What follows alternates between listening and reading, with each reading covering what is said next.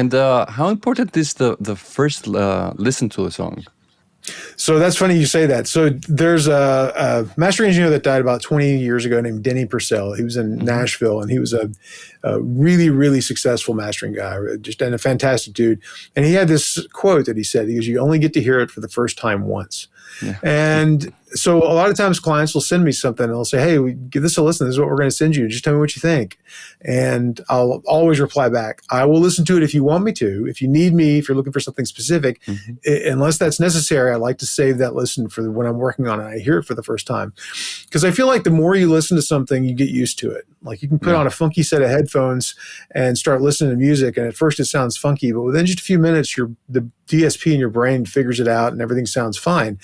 And I tell guys all the time, I mean, that's the main reason why you hire a mastering engineer. I mean, there's a lot of reasons, but one of the main reasons is I haven't heard it. I've not heard that mix 100 times like you mix engineers have. So some of the warts, some of this, some of that I hear, this certain sound that they make on the guitar that sounds like a digital pop, maybe, that I'll say, "Hey, this is a digital, does this need to be removed?" "Oh no, that's supposed to be there." But then a lot of times they'll come back and be like, "You know what, if you can pull that out, I hadn't really noticed it until you said that. It does sound bad. It doesn't sound cool. So can we get rid of it?" So I think that's really important. And so because of that, I'm sort of an efficiency geek when it comes to working. I try to work, I don't rush through it at all, but I try to work as quickly as I can, because I know the longer that I'm listening to the song, the more I'm going to become accustomed to how it sounds, and I'll lose sort of that objectivity, and I think that's a really important part of what we bring. So do you listen to the song from start to finish before beginning, or do you start working on it right away? I'll usually let it get to like the first chorus before I start, but I want to start on it pretty much right away, because by then you have an idea. Once you get through the first chorus, you have an idea of where it goes from extreme to extreme, like whether it starts off with a quiet part, the quiet guitar intro, or it starts off with just with a bang. Maybe they do a little pre-chorus and then go into the first verse or whatever. By the time you get to the first chorus, you have an idea of what's going on top to bottom, like the loud to soft, that kind of thing. Sure, there can be something crazy in the bridge or whatever, and you deal with that when you get to it. But I like to start immediately addressing the most egregious things that I hear. So if it's just really muddy, I want to go ahead and start cleaning that up so I can really hear what's going on the rest of the way. And then, a lot of singles, a lot of times I'll listen to a song. I might listen to it 3 or 4 times and I'm ready to print it.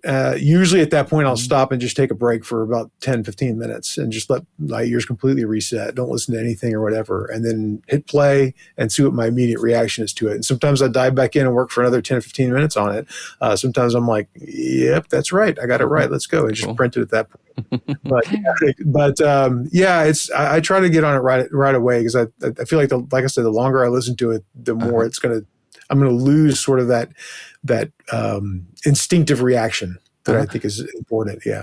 And you usually are taking maybe written notes or just mental ones? Oh, just mental notes. Yeah. I'm just, as I'm listening to it. Well, I've done some projects where the songs were really, really long, and like prog rock things where it's a 15, 18-minute song, and there's multiple movements. On those, I'll generally take some notes as I'm listening down through it the first time. But for typical pop rock stuff, no, I'll just start right on it right away, and it's pretty obvious when you're listening to it what needs to be done.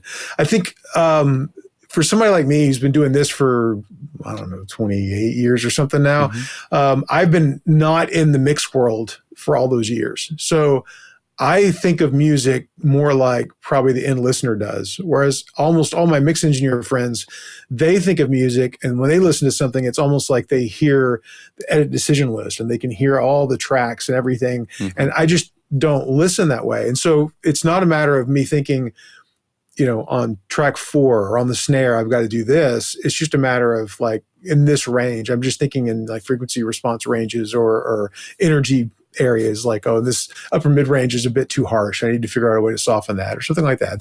So I don't usually feel like I need to take notes on that. I just get right to it. To watch the full video, click the link below and don't forget to subscribe.